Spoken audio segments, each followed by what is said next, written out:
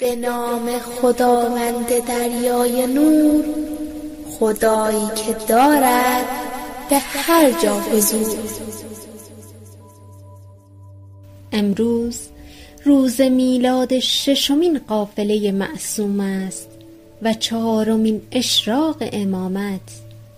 میلاد علی دوم خانه سبط نبی، فرزند شهر بانوی ایرانی و میوه دل این خانواده علوی. نسبی سراسر نور، وراثتی پر از شکوه، خاندانی پر از مهر و کرامت. میلادش میلاد راز و نیاز است که او امام صبور گریه ها و رکوع ها و سجده ها و سلوک هاست.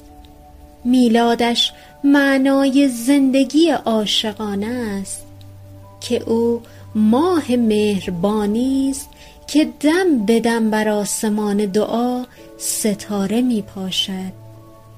و میلاد قربت و اسارت، چرا که زینت نماز و امام نمازگزاران میان شعله ها امام شد. آن هنگام که بیمار مصلحتی کربلا بود تا امامت بماند، آن هنگام که سپر بانوان حرم میشد و یا چشمش پی کودکان گم شده در صحرا میگشت، آن هنگام که به اسارت رفت تا حق را در جای خود بنشاند، تا خطبه هایش خاندان ظلم را رسوا کند، و آن هنگام که در کاخ ستم با صلابت خود را پسر زمزم و صفا معرفی می کرد، اما غریبی از انا ابن علی ابن ابی طالبش می بارید.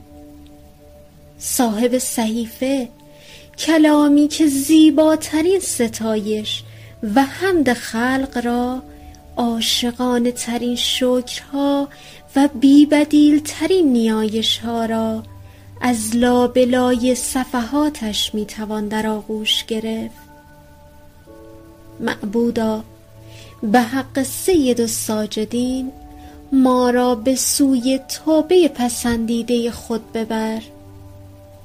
سینه من را از عشق مناجات با وجود بی همتایت لبریز کن و اشک سوزان محبتت را از دیده های من جاری ساز. آمین یا رب العالمین.